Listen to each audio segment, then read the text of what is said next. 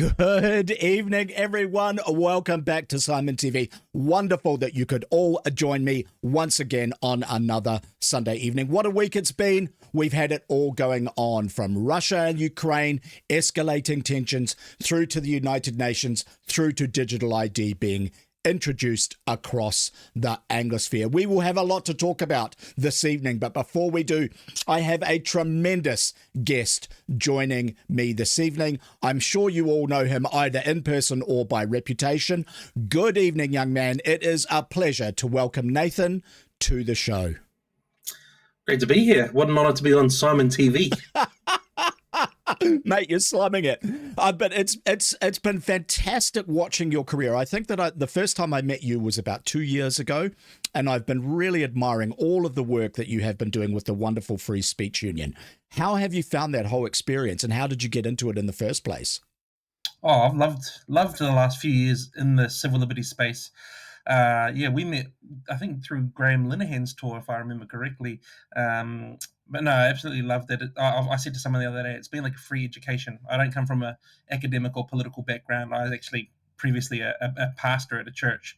So came to the role purely to run some events, and ended up just finding a real passion for human rights, civil liberties, sticking at it. And now I've stepped out from the Free Speech Union and started my own organization called Pillar. So it's been a bit of a whirlwind, but a lot of fun.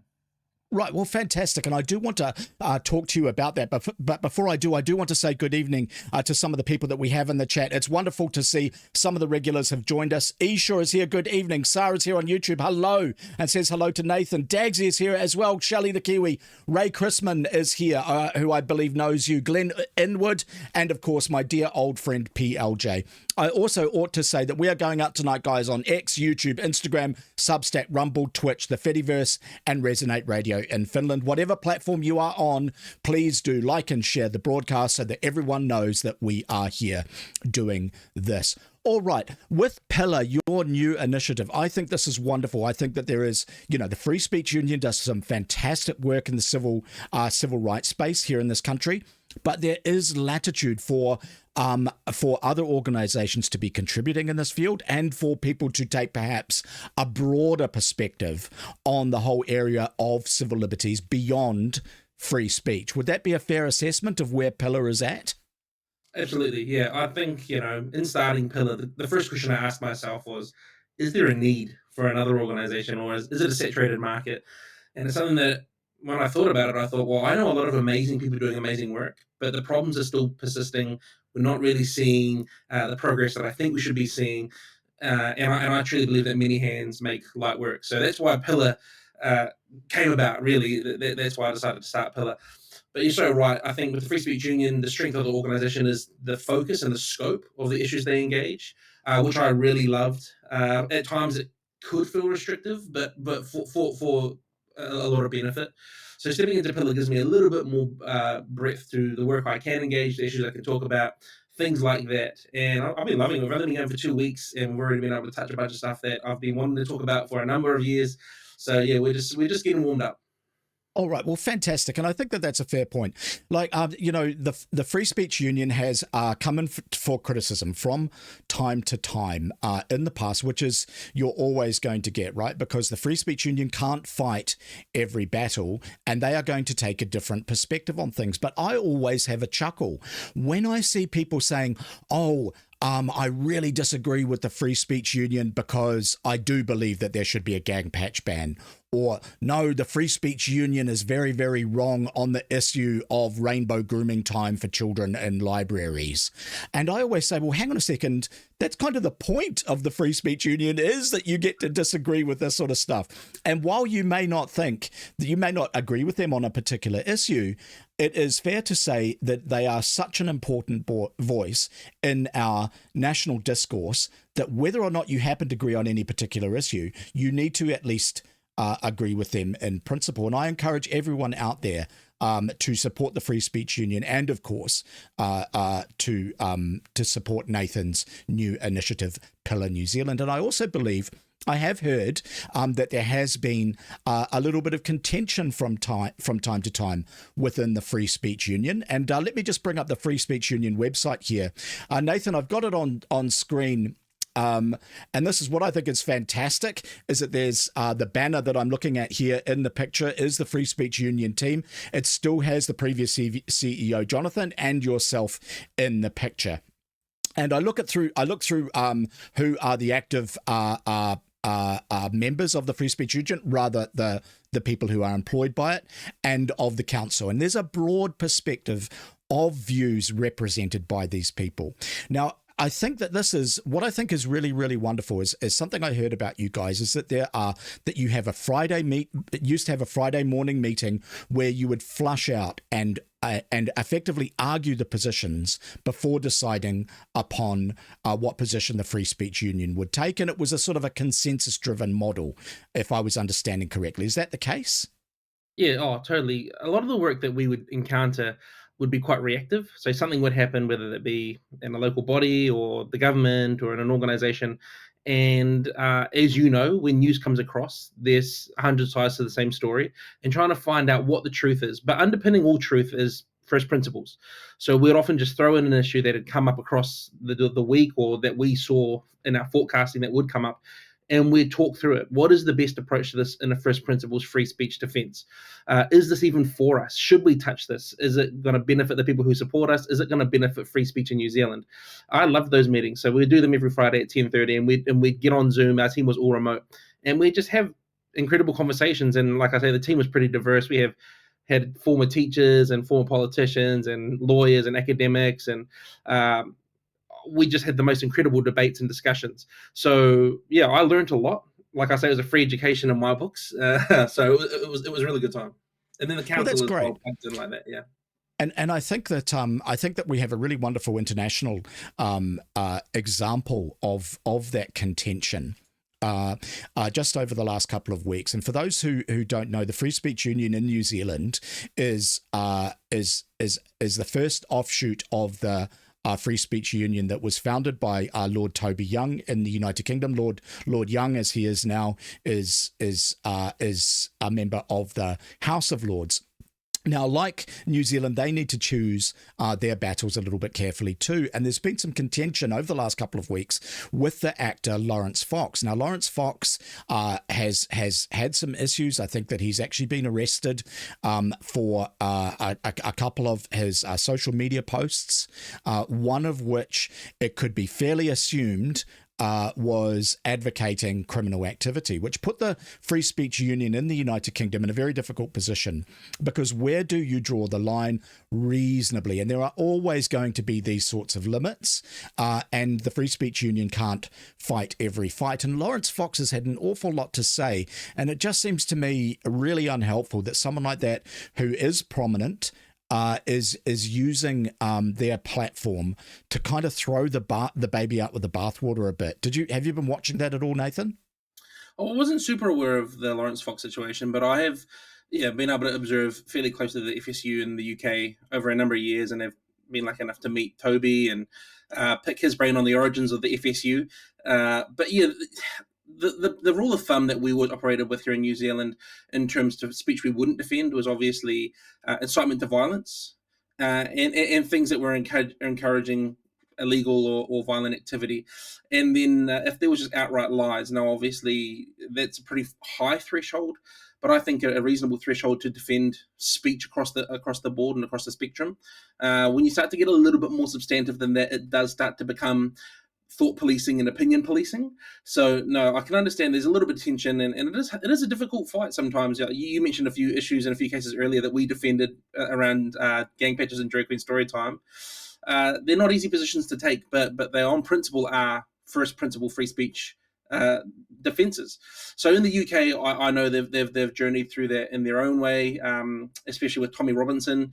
Essentially, at the start, they weren't super keen to defend him, but through internal dialogue and through discussions amongst their team, they did come to a decision where they would advocate for him. They're obviously very quick to advocate for Graham Linehan and J.K. Rowling and a lot of these huge names in the fight for free speech at the moment. And I hope they continue to do it. And I think Toby's got a fantastic team, but it's tricky. Day to day, you have to really, really measure and check what you are trying to achieve and how you're trying to achieve that.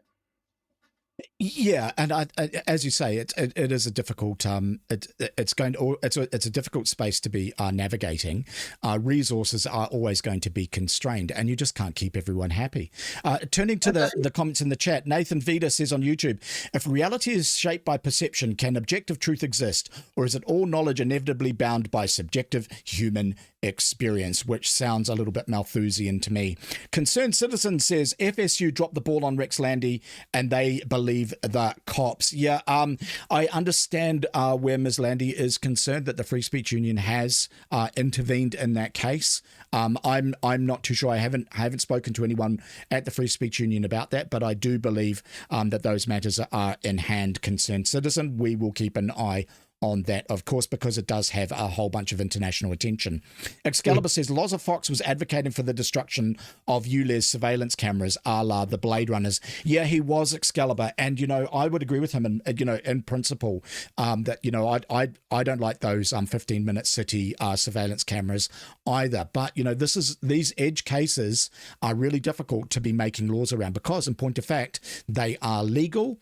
And anyone damaging them, while it might be morally right, it is certainly legally questionable, and that creates those sorts of contentious issues that are difficult to navigate. Julie Ross says the floating head is freaking me out. Yeah, it is quite crazy, right? But you are seeing the floating head. Poor Nathan is having to look at me on another camera in a green screen suit. I said to him before he came on the show, I asked him if he'd ever imagined what Kermit the Frog looks like if after having sex with Miss Piggy, he was the one who got pregnant. Trust me, Nathan knows. All right, turning to Pillar New Zealand, I had a look through your core principles, and I just thought this stuff was absolutely fantastic. You're saying freedom of conscience is something that is one of your founding principles, the right to live in alignment with deeply held beliefs and moral convictions. It protects the dignity of every person to act or refuse to act according to their conscience.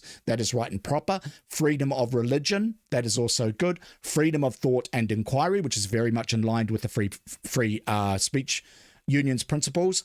Freedom of speech as well, of course. Freedom of assembly and association. That is a very, very important one. The right to gather peacefully, protest, and join with others in groups, unions, or movements without interference. It protects your ability to organize, advocate, and build communities, essential for a healthy democracy and for holding power to account. And now here's a big one, and this is one I really wanted to talk to you about, Nathan.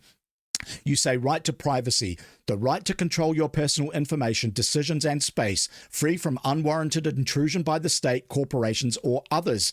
Privacy protects you from surveillance, data misuse, and interference in your private life, and it's essential for personal freedom, dignity, and security. Without privacy, other civil liberties like free speech and freedom of association can quickly erode. Can you talk us through your thinking there, Nathan? Totally. I think for a long time, anyone who would argue for privacy has been written off or categorized as a conspiracy theorist. And, what are you doing? You're living in some fantasy land, the FBI or the CIA or whoever the Illuminati is not watching you. And I'm not making sort of those sorts of accusations about a one world government power, although some people may say I'm being too naive there, and I'm open to that. But what we are seeing undoubtedly is an expansion of state reach into our lives, into how we spend our money, how we store our money, how we raise our children, how we move about, even in terms of the new ruck charges that are being proposed, where we can go, when we can go there. COVID was a huge eye-opener for me. I was completely naive to the power that the state can effectively enforce under the guise of safety and emergency.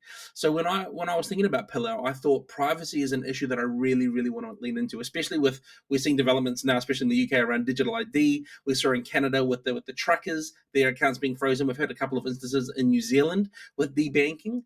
And just where we're seeing these powers reach into the private lives of Kiwis on the basis of ideology or an opinion or words that have been shared, and cutting them off from core and essential services, and even further, trying to remove children from their care. I actually just think it's disgusting, and I think that we need to be really, really aware of how important privacy is. I grew up in an era where social media became a thing and is now very popular, and sharing everything about your life became super normal. I think that's really dangerous. I think that we should be far more intentional, far more careful about what we share and what we store, especially on the cloud or online and anywhere where it's accessible. So that's why privacy is there. It's the last on the list because it's the right to privacy and not the freedom to privacy. So that was more of a comms thing, but it is super important to us at Pillar that we're advocating for privacy, especially against the state and foreign interferers as well. All right, well, good for you. This is a topic which is very close to my heart, because technically, for a long time, I've been publishing how-tos for people, small little how-tos on how they can protect their personal privacy in the technology space, because that is my field of expertise. Saying, hey, look, this is how you would go about de-Googleifying your cell phone, for example, or how you would ensure that you have private communications when you're messaging people, so on and so forth. But all of that becomes really academic if, in point of fact, the state has taken for itself the right to invade everyone's privacy. And we are seeing these threats coming through. Like, it was not so long ago that even the suggestion that you are going to introduce digital ID in an Anglosphere country would end you. I mean, that was one of the big overreaches that ended Tony Blair's premiership in the United Kingdom back in 2007, was pushing this very particular issue. Now it is being absolutely normalized. As you say, we are seeing things like the e-Karen, Julie Inman Grant in Australia, pressing for digital ID for Australians, using the excuse of please won't someone protect the under 16s from social media. We have Keir Starmer in the United Kingdom over the last couple of days going even further and talking about mandatory digital ID for UK citizens. Here in New Zealand, we have Erica Green Party Stanford also singing from the Won't Someone Protect the Children from Social Media songbook. Meanwhile, her colleague, DEI Queen Judith Collins, is busy building this New Zealand government surveillance app. So it seems to be that this is coordinated across the Anglosphere. They are all implementing these sorts of technologies. What is Pillar going to do to help people in this part of the world insulate and protect their privacy and other civil liberties? Well, one thing you forgot to mention as well, Simon, about New Zealand is the digital licenses that have just been okayed. You can now have your license digitally on your phone, or that's coming up, I should say. But no, what are we going to do? It's a big issue. It's something that obviously I've received a lot of comments of people telling me you're not going to win. The government's already doing it. You might as well just give up. And I love those comments because they remind me that there's people out there who need hope. And that's what I want Pillar to do, is to bring hope to these people through giving them a voice, through collectively empowering them to say no as individuals. I've seen what happens when a small group of dedicated and principled defenders stand up to a majority government and push back.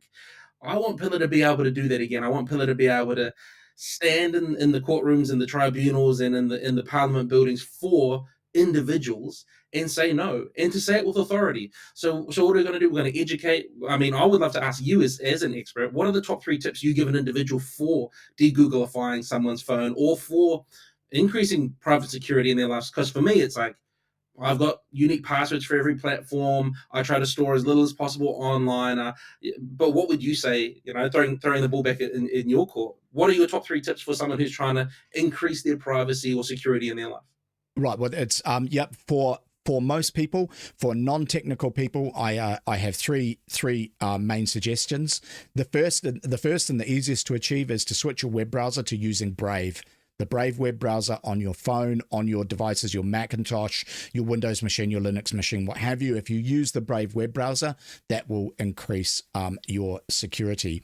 The other thing to do is on your cell phone, if you're using an Android cell phone, is to get rid of the OEM operating system on top of it and replace it with one that is secure. If you're using Google hardware, there's an operating system called Graphene OS. I very much recommend that. For integration and interoperability in the cloud services space, my recommendation number 3 is the Nextcloud platform. Nextcloud is a private cloud platform. My family uses it. My close friends use it. It's how I share data, store contacts and calendar events, and do video conferencing. Everything and anything, any sort of cloud-based service is always going to be more secure if you use it yourself. So the 3 recommendations, everyone in the audience, that I make: number 1 is to use the Brave web browser. Number 2 is to use Graphene OS or another secure version of Android on your cell phone. And number 3 is to check out of using all cloud-based services and use Nextcloud. All right. One of the things that I did notice with the Free Speech Union is that it seemed to me that they were very, very keen to maintain and establish positive working relationships with the establishment and with the authorities, even in instances where they had misbehaved. There were some people who would have, when there were instances where, for instance, the police were acting very well outside the law, where many people would have liked to have seen the Free Speech Union crack the whip a little bit, go to the court and say, look, Andrew Costa's out of line here. This police officer here in Auckland who's invented hate crime laws needs to be sanctioned for it. Here is our private prosecution.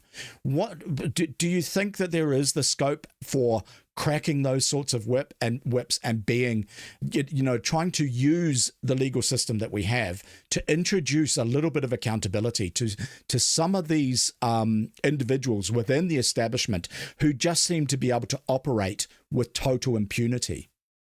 Oh, totally. I think we need to use the system to address some of these issues. The trouble is sometimes the wheels of justice turn so slowly, and there's a lot of plausible deniability. I remember when we uncovered the police hate crime training, and we publicized it because there's 2 courts effectively when it comes to these things. There's the court, the legal court, but there's the court of public opinion. So you kind of have to operate both simultaneously. Now, the court of public opinion moves a lot quicker, obviously. What does it say? The news is travels fast, especially bad news. So I remember when we discovered that training, we publicized it, we talked about it, we shared some screenshots, and then we secured a meeting with the minister. Now, I wasn't part of that meeting, but my colleagues were, and the feedback that we got was he was just absolutely irate that we had shared about it publicly. He didn't think we should have communicated about it. This is when Costa was still in charge, and he sort of condemned us. He said, "Why have you done this to us?" We were very clear with him. It's our job to keep people up to date with the state of free speech and freedom in New Zealand, and it's your job to make sure that we're free to do that. No, their response was, our job is to make safe communities. And we said, well, actually, no, we believe in free communities. So that was sort of step 1 in that process. From there, obviously, Costa left his role, and then they had a stand-in, I believe, Jill Rogers, and we sort of kept pressing them, OAAing, asking for the training unredacted, and they kept passing the ball, kicking the can down the road. And in the meanwhile, in the background, we were preparing legal challenges. What we achieved in the end was we did have a sit-down. They admitted they were wrong. They said it was a third-party contractor who had implemented a bunch of this stuff at their request, but they hadn't done a good enough job making sure it was in line with what the government had actually asked for. The previous administration obviously would have been in favour of something like this, but Paul Goldsmith and the sitting government were not on board. So it was sort of this really weird mix of them going out beyond Parliament's remit, them going and doing things subjectively on their own accord and interpretation. Like, the training was absolutely ridiculous. It was all perception based. There was this one part where I had to read all of it to commentate on it. But effectively, there was 3 people who could make a complaint: the person who felt like it happened to them, the person who had perceived it or seen it, and then a third party who was not even involved, who just heard about it or maybe drove past the situation, and they could all report hate perceived crimes. So the question: should we use the courts? Can we use the courts? Yes, we should, and we can. It is costly. It's slow. Often we can get a result that is beneficial in the short term in the court of public opinion, but long term we really need to have legislative reform, and we need to set court precedent and case precedent. But we need good judges. We need good people fighting these cases. It's not going to happen overnight, and it is a little bit of a march, just as we didn't get here overnight either. So yeah, walking it back slowly through legislation and legalities is definitely, I think, something that needs to happen. I thoroughly concur, and more power to you, and I wish you every success with that, because it is that we do have an absence of accountability where like you take the Costa circumstance, all right, as you alluded to, between the likes of Paul Goldsmith and someone who I've been deeply critical of, Mark Mitchell, the police minister. It's obvious that it was like, right, okay, this guy's just got to go. And so they sort of quietly moved him on, and he didn't complete his 5-year term, and they gave him a soft landing somewhere else, which is fine. I mean, I think that does solve the broader issue. You know, someone like that who was a committed Ardernist who had blotted his copybook in a variety of different ways throughout things like the COVID protests needed to go. But there is also a case for not doing the softly approach, saying, listen, what you have done here is actually criminal, and we need to hold you accountable, not just because it is right and proper that you are punished for the crimes that you have committed, but to serve as an object lesson to the next senior police officer who decides he is going to come in and unilaterally invent laws to enforce. And creating that sort of an object lesson needs to happen some way or other. And it's not by giving Andrew Costa a soft landing into the Ministry of Social Development. What it's about is making sure people are sacked or otherwise disciplined, or if their sins are egregious enough, held responsible in the courts. And I really like this. I'm going to bring up your website again. I really liked this comment on your work, and what I've brought up is a paragraph here which begins "stand" that I'll read to you, and it reads this: in today's climate, the process is often the punishment. Reputational ruin, financial stress, and institutional intimidation can coerce people into silence or compliance long before they see a courtroom or tribunal. Pillar provides direct support to individuals who are targeted for speaking up, standing out, or refusing to fall in line. These cases are not rare anomalies. They're warning signs, cracks in our democratic foundation, and they set dangerous precedents for the weaponization of law, codes of conduct, and overreaching regulations. We fight for justice not just to help individuals, but to build better case law that protects all New Zealanders.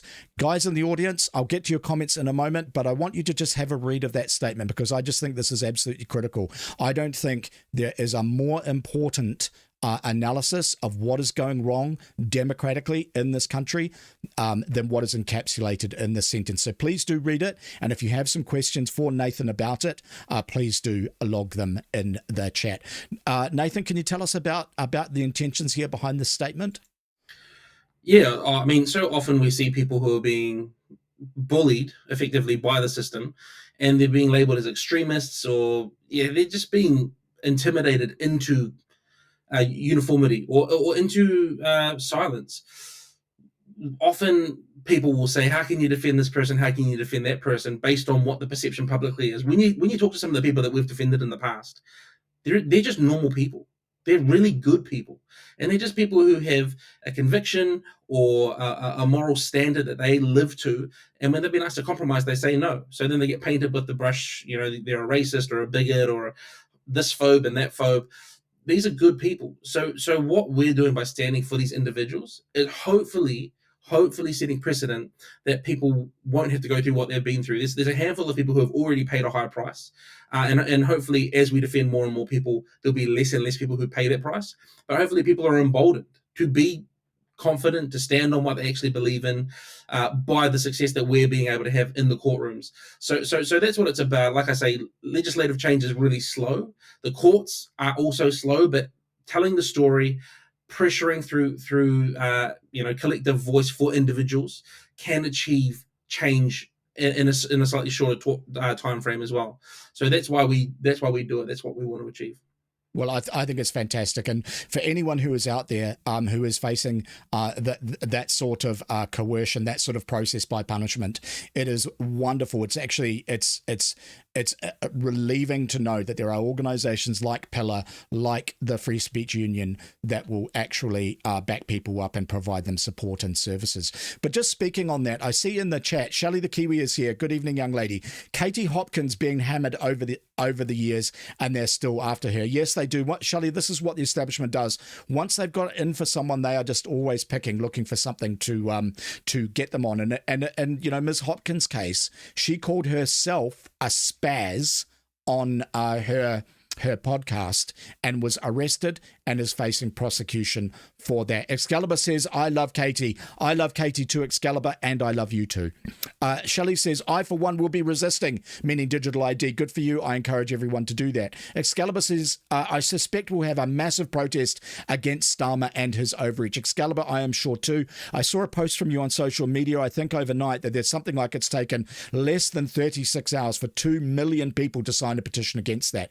Now, how things work in the United Kingdom is any petition which reaches 100,000 signatories by law must be debated in Parliament. It is astonishing that within 36 hours that the British people are so outraged by this that it has exceeded that 20-fold. I too expect that there are going to be demonstrations about this in the United Kingdom, and I think in New Zealand we need that to happen. And it's my perception that us Kiwis are not going to pay attention to this issue unless our cousins in the United Kingdom kick off first. Real Kiwi Man is here. Good evening.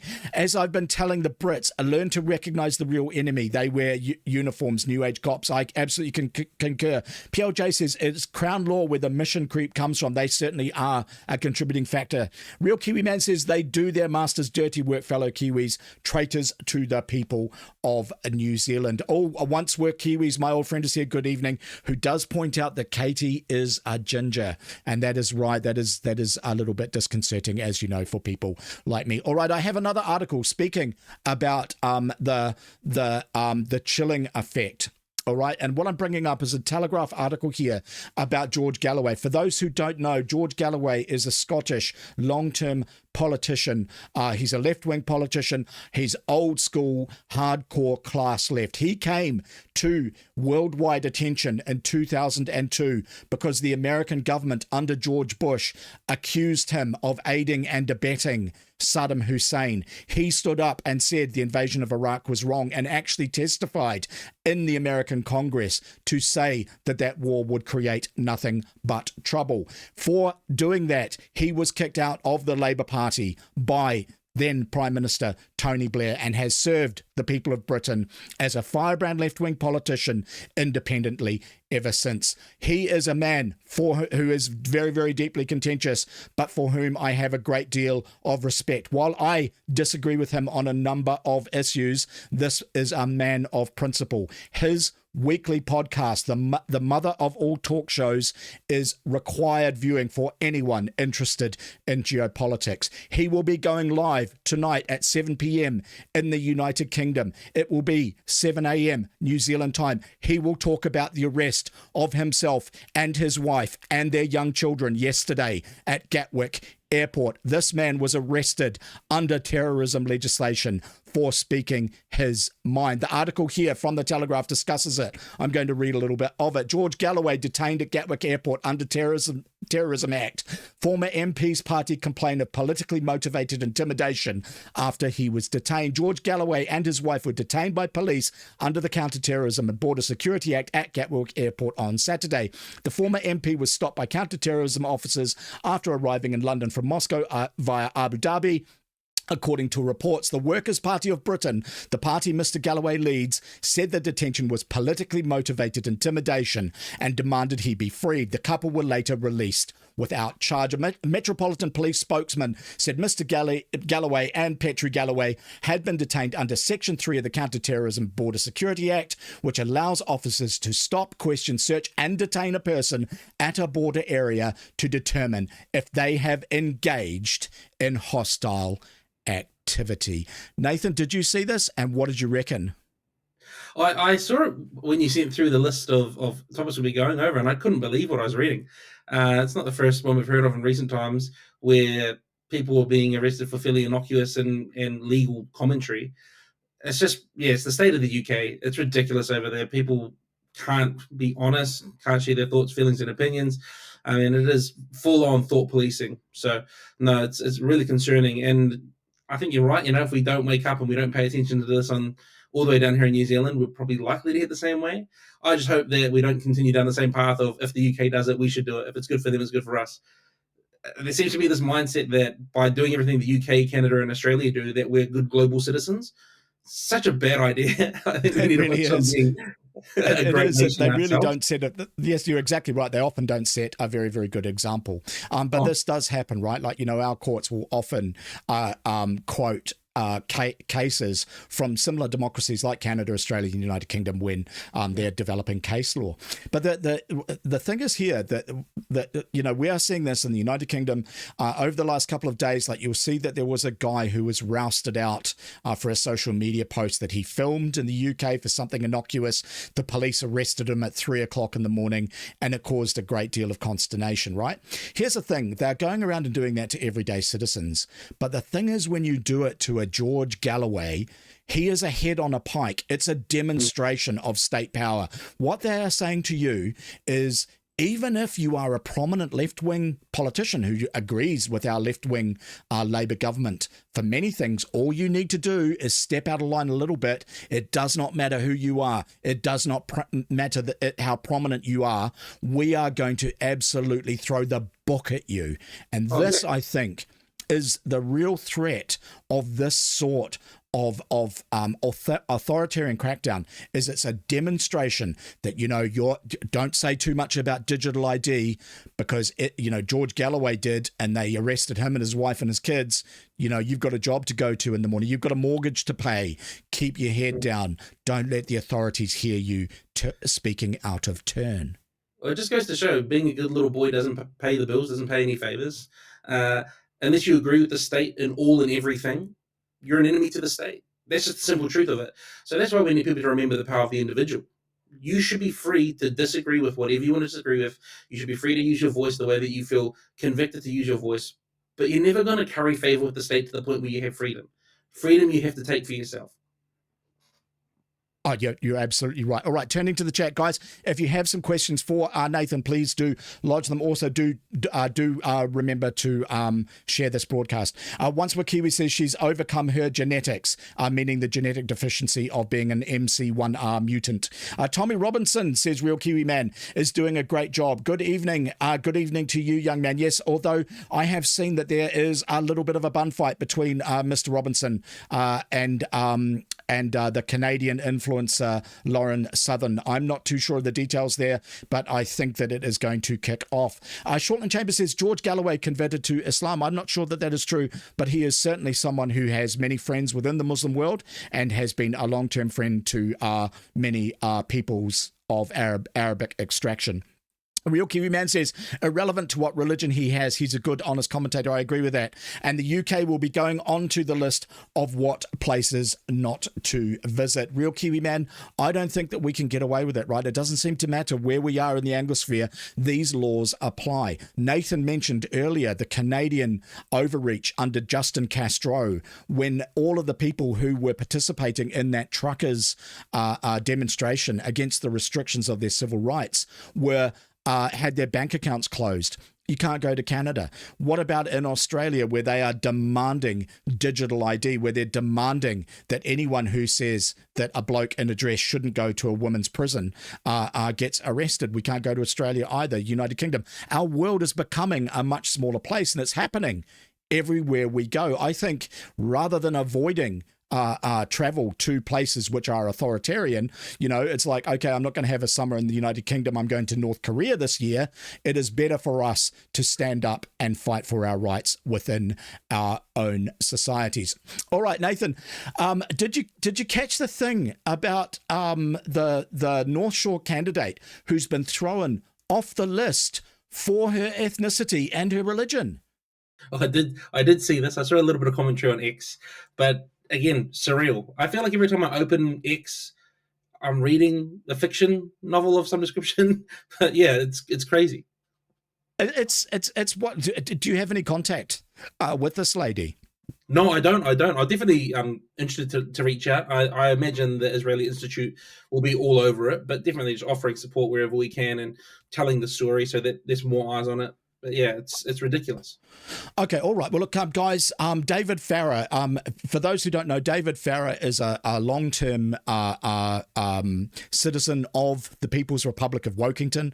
He's about as woke as woke can get if you listen to Cameron Slater. But I think that he was involved with the foundation of things like the Taxpayers Union. But maybe did he have some involvement in the Free Speech Union in the beginning? I'm not sure if he did. It was the coalition. Yeah, there was a small group that was across sort of both organizations years ago before it became the union. But I think he was involved. Yeah. Okay, all right. Well, guys, he's a long-term blogger, and he caught this story, which is where I saw it. And I'm going to read what he had to write about it, and then get Nathan's perspective on it in a little bit more detail. A local body ticket drops Jewish candidate due to threats. Karen Horan is standing for the Takapuna local board. As you can see, she was on the A Fresh Approach ticket.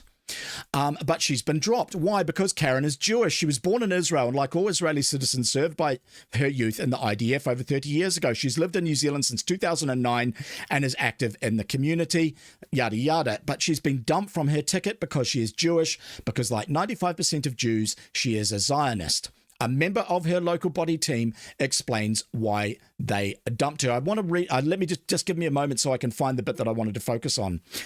They are focused on target. Oh, here we go.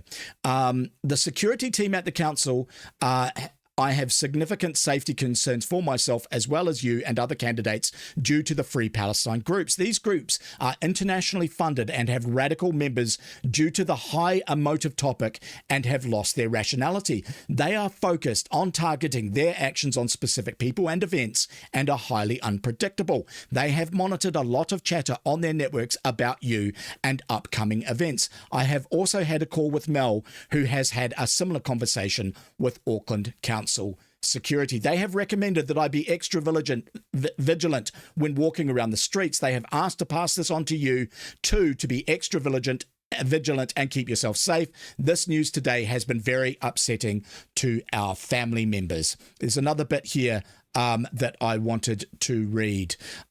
This is our worst case scenario, but unfortunately today's information has dramatically changed the way forward. This is now more than the election. Our safety has been compromised.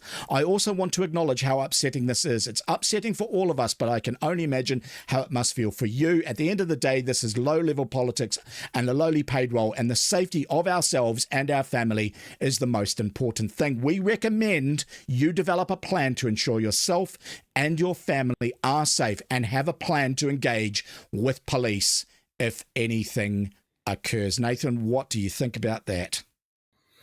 Oh, it's disgusting. It's just washing their hands of an issue that they could have dealt with better.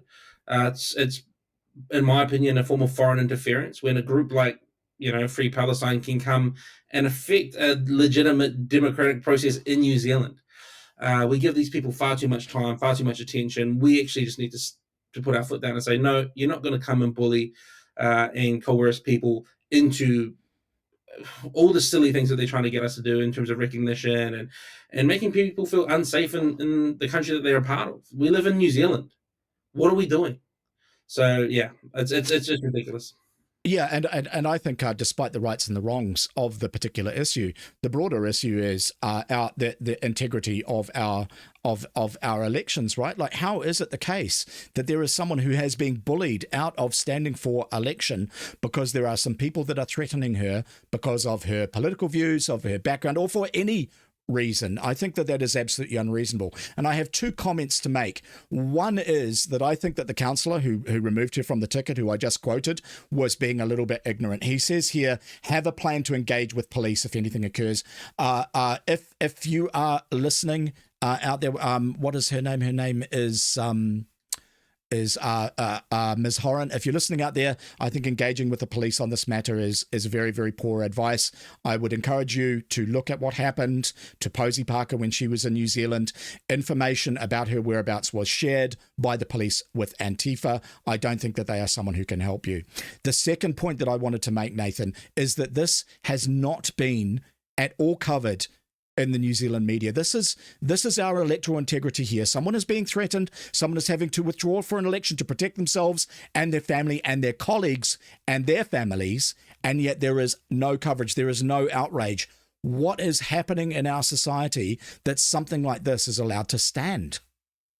Well, I think it's been pretty evident for a while now, a long while, that the media isn't trustworthy, and that's evident in the way they report, the way they present, but also in the polling that's been carried out. Less than 33% of Kiwis trust what we consider legacy or mainstream media, and this is just another example where we're not getting the truth across our channels. What I would also like to add is, when you receive threats against somebody, and the response is to then not take those to the police yourself or to ensure that person's safety, but to remove them, like, what are you doing? You're not helping the situation at all. You're not doing your due process as a fellow councillor and the leader of the movement. So yeah, it's just, yeah, all of this is ridiculous, and I feel really, really horrible for Karen. So I hope she's fine. I hope she's all right. But we need to stop giving in to bullies, and we need to stop allowing people to act like toddlers if they want to be treated like grown-ups. This is ridiculous. It really is, and we're seeing this that political intimidation is a really it's a growing thing, particularly on the left, right? Like, they are used to being able to screech and threaten and close venues, even if it's just by making the threats to encourage Auckland Council under Phil Goff to cancel Lauren Southern's speaking event for health and safety, all the way through to the political violence that they enacted with the help of their friends in the police against the little old ladies in Albert Park for the Posey Parker event.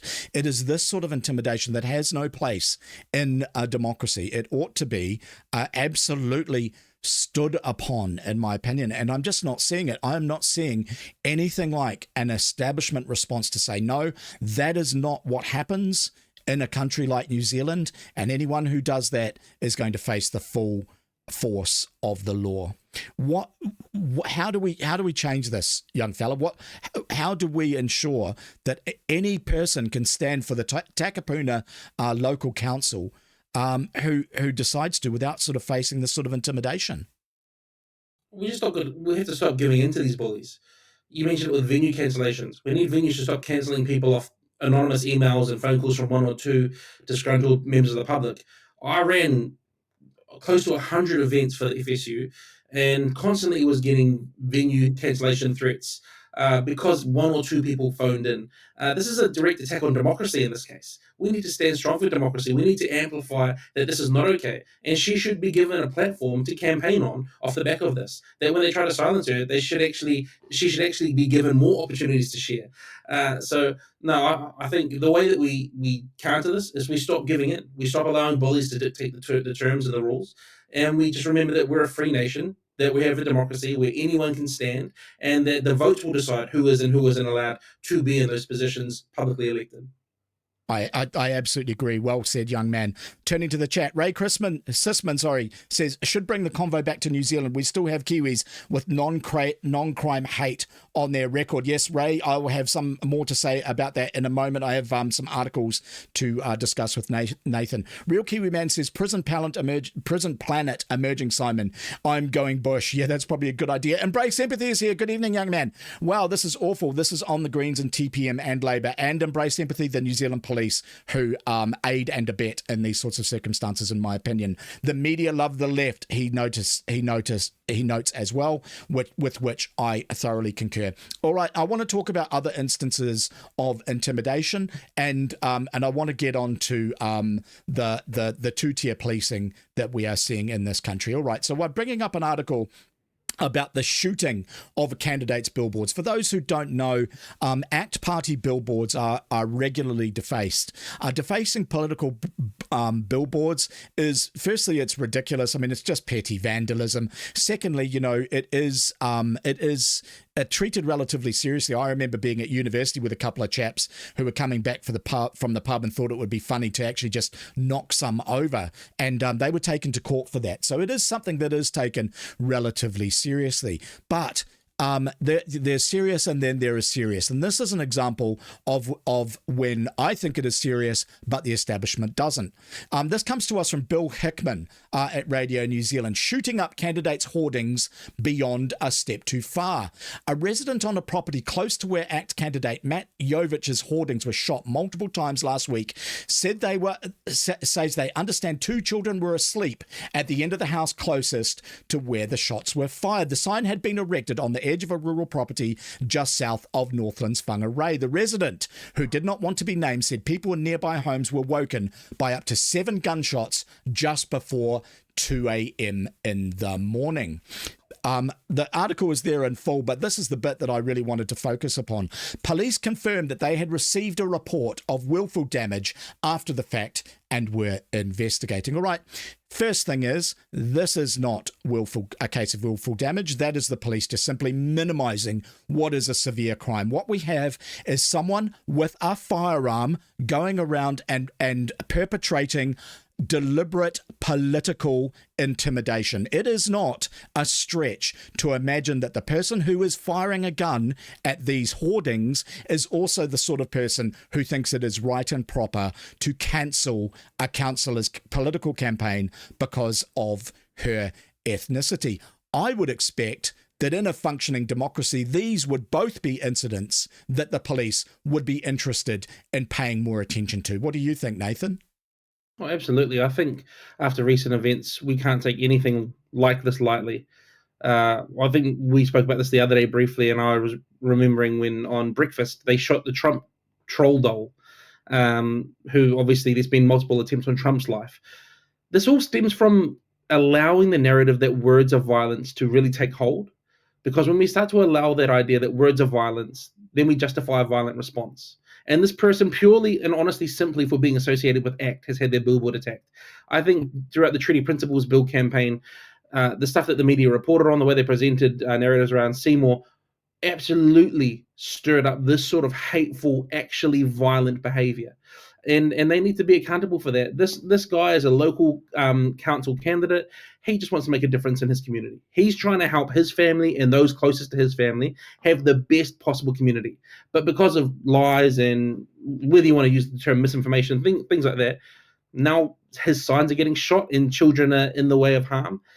This is not a democracy. And if we allow this to continue, it will only get worse. So we need the police to step in. We need to call this out. It's a shame there's only one main article about it, and then now you and I are talking about it. But why haven't the police been more involved? And I'm going to draw a contrast.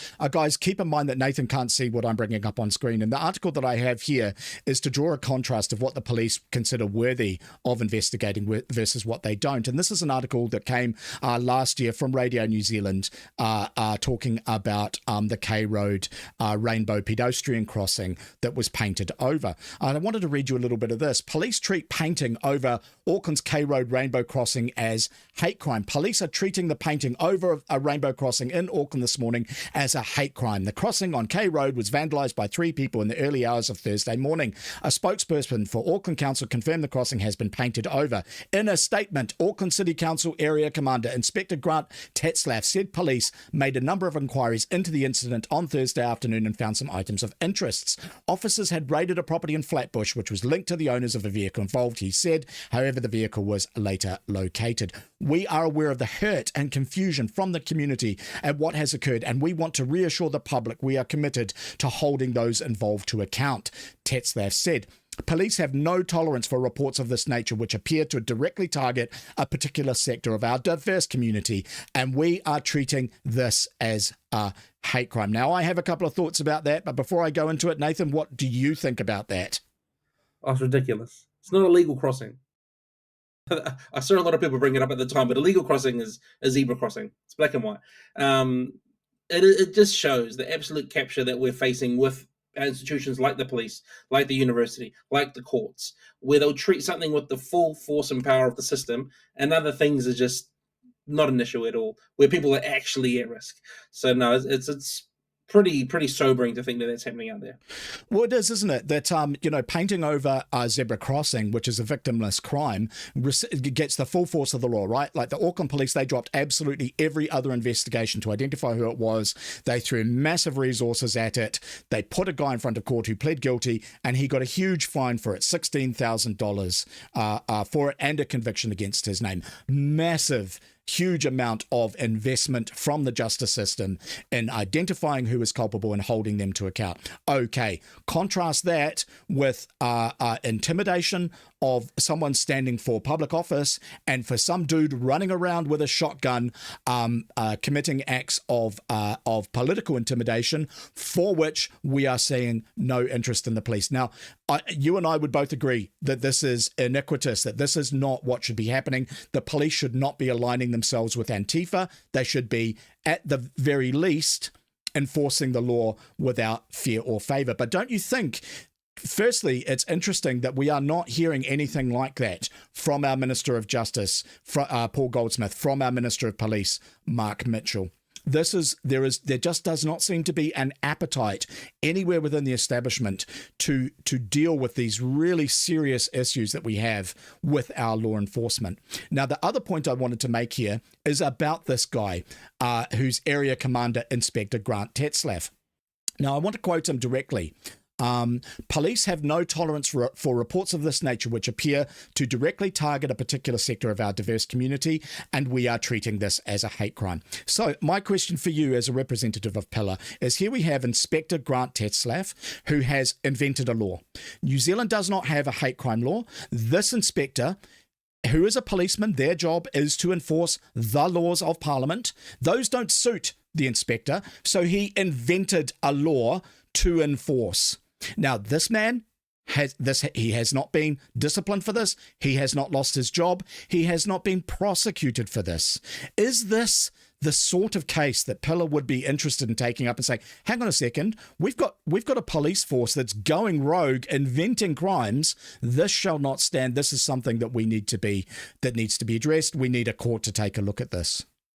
Absolutely. Obviously, you've said it. New Zealand does not have hate crimes. Hate is a motivating factor in sentencing, but it's at the discretion of the judge. To go out and say this is a hate crime, more than anything, is revealing of the framework that they're working out of. It's a foreign framework imported from overseas. They call everything a culture war. They call things hate speech and hate crimes.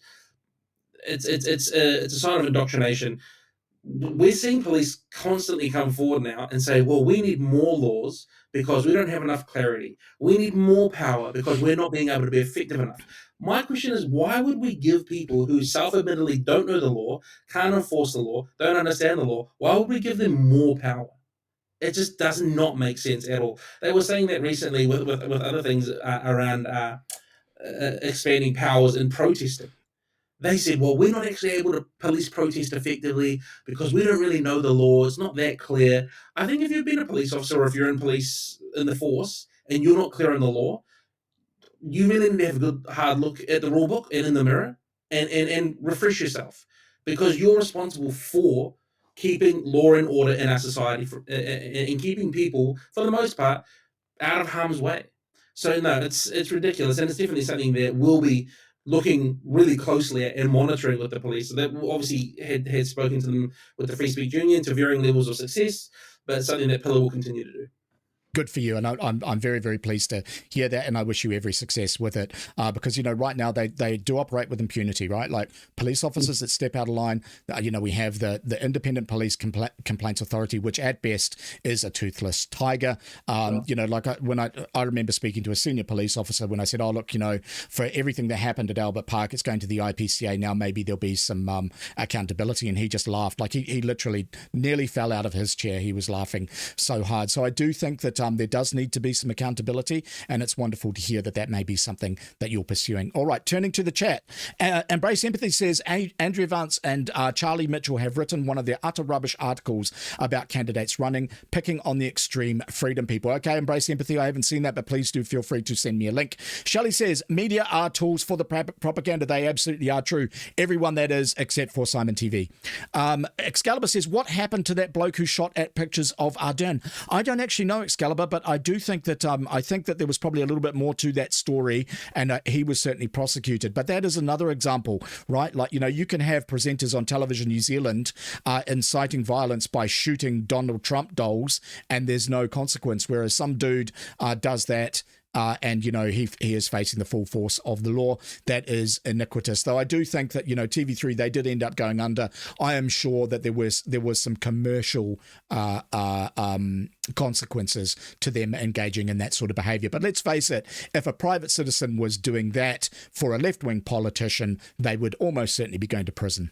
All right, Shelley the Kiwi says, we have to, as far as they are concerned, the COVID nonsense worked and most of the masses will comply. Shelley, I think you're right there. And there are many people on the conspiracy side of the conversation who say, look at COVID, it was a test run just to see how many people will comply.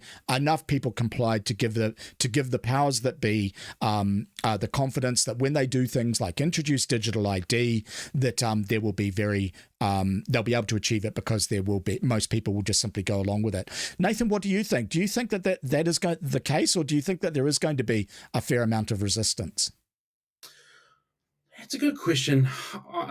I think that New Zealand is extremely trusting of the system, extremely reliant on the system. We're seeing that right now with the proposals for online social media restricted age user bans. I would hope that we would have woken up a bit more since COVID. I do think that a lot of people became radicalized, for lack of a better term, through COVID, the whole no jab, no job, mandates. I mean, my father-in-law was here last night watching the rugby with me, and after the rugby, because it was an early kickoff, we chucked on the news replay. It's not something I usually do, but the second story was around COVID jab rates dropping. And I said, how is this still on TV? How is this still part of the news cycle? Obviously, people are not getting their jabs. I feel that there's enough information out there now that we know that was not the best way to do it, or that was not a smart idea. So yeah, I hope there'll be a pushback, but it does take boldness, and I think there's still a lot of fear out there. So yeah, all we can do is continue to do what you're doing, which is you're independent, you're spreading truth, you're out there, you're advocating for these things, and at Pillar, we're going to try to do the same. We're going to try to bring a real clarity to the information that we're giving people. We're going to try to strengthen communities through the education that we're able to provide, and hopefully we can stir up a grassroots movement of individuals who collectively push back. Well, that's fantastic. All right. What is the best way for people to go about participating with Pillar, contributing to your efforts? I'll put up a link to the Pillar's website. I'm sure you have things like you have in-person meetings, you have campaigns, you have media releases, social media. Tell us all about that. Yeah. So if you want to support us, the best thing you can do firstly is to follow us on social media, whether it be X or Instagram, TikTok, Facebook, and just follow along with our work and engage, share a post, write a comment, tell us if you agree or disagree. Spark a conversation with us. We're here to talk, and we want to make sure that we're hearing you in the work that we do. We're here to represent individuals. We're doing a petition at the moment, and I just made an announcement yesterday that if our petition gets to 15,000 signatures before I present in Parliament on Monday, the 6th of October, I'm going to get a tattoo that my 6-year-old son drew of a computer. So the petition is all about kids being safe online, and I thought, what better way to represent kids' safety online to have my 6-year-old draw a computer that if we pass a certain benchmark, I'll get it tattooed. So go and sign that petition if you want to see me get a 6-year-old's interpretation of a computer tattooed on my leg. That'll be amazing. He's spelt it computer, so I am going to commit to the spelling as well. But it'll be what it is. He's also done it in green pen. I don't know if I'm going to commit to the green. I might just go black.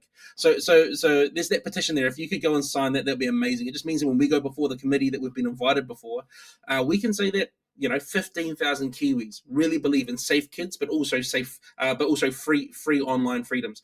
So that's how you can support us. And then obviously, if you have some spare change, which I know in a cost of living crisis, not everyone does, but your support will be greatly appreciated. We want to be a true NGO. We don't want to take any government money. We're not interested in being funded by the system. We really want to be a representation of Kiwis, but I understand that comes off the back of doing good work. So don't judge us by what we say we're going to do. Judge us by what we actually do. And if you like it, feel free to chip in. And if you're just enjoying observing, we appreciate that too. All right, fantastic. Well, I certainly am going to become a member because I have a great deal of faith in your mission and, of course, in you personally. Now, did you notice, guys, that Nathan did pause before saying that Simon TV is truth, and he was right to pause because let's face it, I am just a dumbass talking bollocks. All right, Nathan, which brings me on to my next point. How's your fountain pen? It is very good. Look, I did tell you at the time, I'm more of a felt tip fan. I use a calligraphy pen currently. I enjoy the sort of the bleed of a felt tip pen. But yeah, the fountain one you've loaned me is quite good. It's smooth. It takes a bit of getting used to. I was a bit too aggressive with my strokes, so I've had to refine a little bit. But it is good. I really appreciate, you're a pen aficionado, so you're winning me over to the fountain pen community. All right, guys. Well, firstly, it wasn't a loan. That's a gift, and I really would like you to keep it. And guys, that is one of the disadvantages of coming onto Simon TV. You get sucked into fountain pens, even when it's got to be rough, right? It's like, oh my god, I got to talk to this idiot, and he's going to make me use a fountain pen. All right. Turning to the chat, Simon TV is the best news source. No, it isn't, Ray. My essential challenge in life is that I truly am as stupid as I look. Excalibur says, sure, they're all in goose step with each other. Well, true. Surely the COVID nonsense woke up a critical mass. Excalibur, I'm not sure. Like, as I said earlier, I think here in New Zealand, we're just so traditionally easygoing and accepting that we're likely to just kind of go along and get along. I think we're really reliant upon you guys in the United Kingdom making an issue out of this. All right.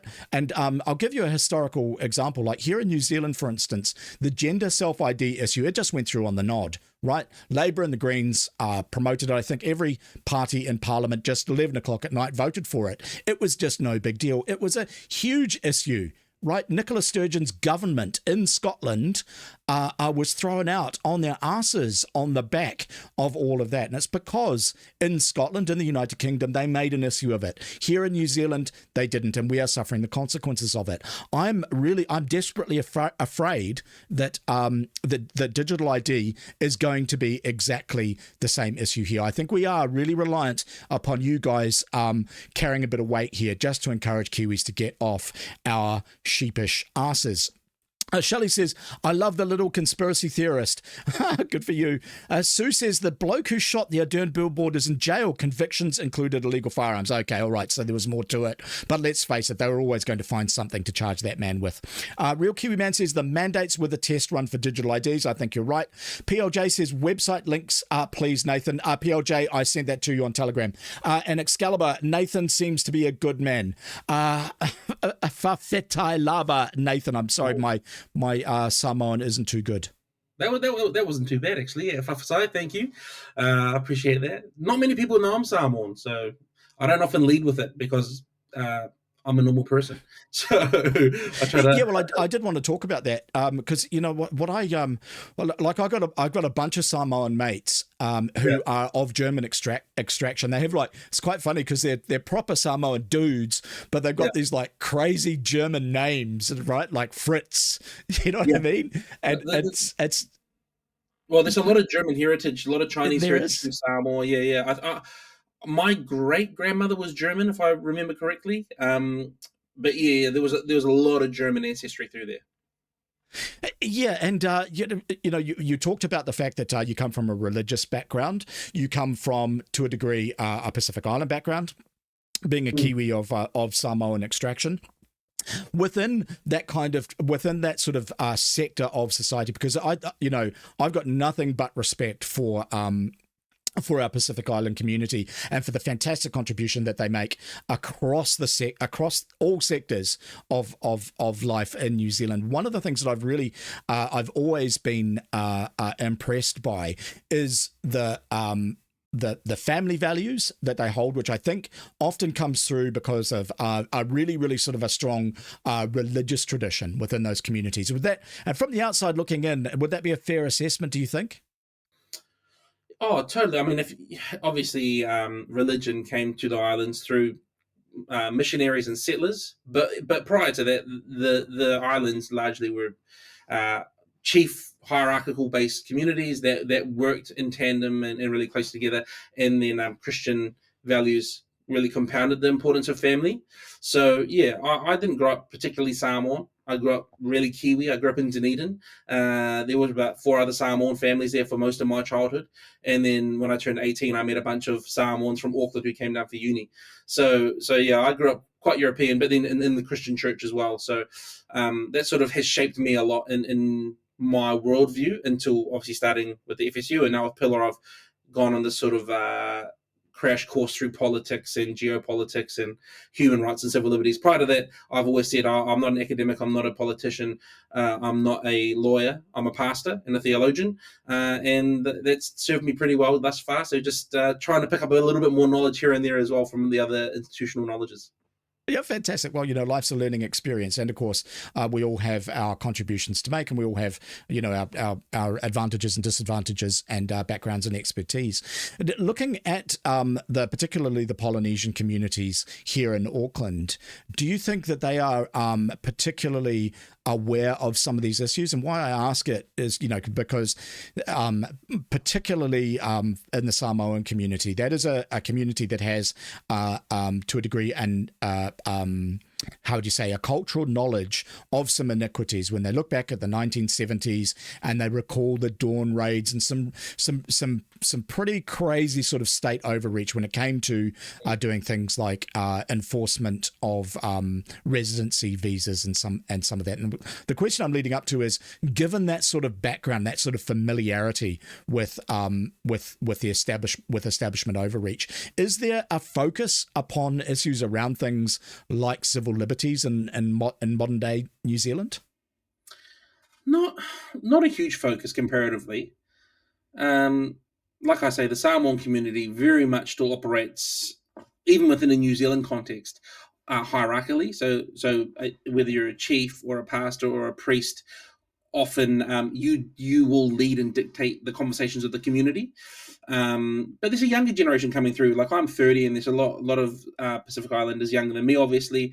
I think it's my dad's generation is sort of that first immigrant generation, and they're sort of taking the Samoan culture out with them in a sense. Not that the current generation is not stewarding it, but yeah, there is a lot more social awareness from younger Pacific Islanders, especially Pacific Islanders who are going to university. There's been a big push to get Pacific Islanders to university to do med and law and all sorts, and some incredible people going through. So the awareness is rising. But I wouldn't say it's super commonplace right now in our community discussions, because they're not the people leading those discussions yet. But it'll only get more and more popular. Right, which is fantastic. And so do you have any backing for Pillar from religious institutions from some of the islander communities in a formal sort of a sense? Not yet. Had a few conversations with a few different people. We want to be sort of, I mean, I used to say this with the Free Speech Union a lot, but we really want to be helping to set the level of the playing field, to make sure it's level so that everyone can compete, so that we're not necessarily going out and being exercised as someone's weapon, but that we're ensuring there's space for debate, there's space for engagement, there's space for dialogue. So we're open to working with anyone, regardless of sort of affiliation or history or heritage, as long as it's on the grounds of principle, as long as they're a principled defender of civil liberties. Right, fantastic. Which is right and proper, and that's great to hear, right? Because it's often, the death of many NGOs is having a too tight sort of a sectarian type of focus. All right, turning to the chat. Here's the article from Andrea Vance. Embrace Empathy has posted that into the chat, and I see that PLJ has put up a link to NZ Pillar, which is the organisation, Nathan's website. Guys, do go there. I've had a look. It is worthwhile reading the principles, and of course, everything is there to follow their social media accounts. James Clark is here on YouTube, who says Dunedin first. Well, yeah. That's pretty contentious. Goodness, that's the Labour Party heartland. They certainly don't like my kind down there. All right, Nathan, I see we've been going for an hour and 15 minutes, so I do want to I do want to let you take a break, because I realise just how disconcerting it must be to have to appear on SimonTV on a Sunday evening when you'd rather be spending time with your family. But just could you give us some final thoughts on how you perceive the civil rights landscape here in New Zealand and the challenges that you think that we have to face over the short and medium term? Yeah, what I see immediately is huge interference from our government, but also huge interference from foreign governments. I think this is probably one of the biggest challenges we're going to have to take on, is digital ID, e-ruck, things of that nature, digital licenses, but then also Kiwis who have immigrated here or are second generation born here who are still being held under the grip of communism through other state actors, whether they be assigned by the CCP or by Russia, or whether they're just sycophants who love the establishment and the administration and are pressuring Kiwis. One thing that I always run into when I'm talking about foreign interference is New Zealanders saying, "Well, that just affects the Chinese or the Iranians or." But they're Kiwis. They live here. They're citizens of this nation. They're under the same law and under the same governance that we're under. They deserve all the same rights, and we need to really stand up for them. So those are the two biggest pressing issues: interference into our private lives by our government, but then interference by foreign governments too.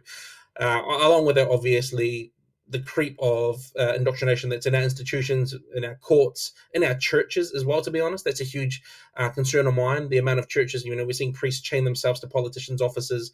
We're seeing people advocate for the treaty under the guise of it being the will of God. I do not think that the treaty is a religious document at all. So that's something that I'm really interested in sort of speaking to and challenging and criticizing, is this spiritual leader who has now made himself a political leader. I think it's just silly. I think the church should be able to speak about politics, but I think they need to do that in a much better way. And then, how are we looking after our children? Are we making sure that parental rights are protected? Are we making sure that online activity isn't being monitored, controlled, and censored by the state? Things like that. This space, there is so many things that we can forecast, but only so much that we can tell as well. So we're just trying to get as ready as we can in terms of our war chest, in terms of our ability to respond quickly to things, and as they prop up, we'll attack them. But the first, I should say, the big three issues we're going to address over this first term will be digital ID, foreign interference, and then whatever policies start coming up for the 26th election. We're really excited about the 2026 election, and just helping Kiwis see what policies, what promises are for or against their personal freedom. Oh, fantastic. All right. Well, look, as I say, I do wish you every success. And, it's going to be fascinating to continue to watch your ascendancy as you climb the ladder. I think that I really do admire your altruism. I think you are doing wonderful work. And I very much look forward to participating where I can and celebrating your successes. All right, ladies and gentlemen, this has been Nathan Sieuli from Pillar X Free Speech Union. He is a fantastic young man. He's a very, very important voice in our national discourse. I strongly encourage you to check out the NZ Pillar website to contribute and to participate where you can. I'm going to say good evening to Nathan off air, and I'm going to play a little bit more music and a little bit of cinema in the meantime, and come back and go through a few articles. Ladies and gentlemen, believe it or not, I swear this is true, you are watching SimonTV.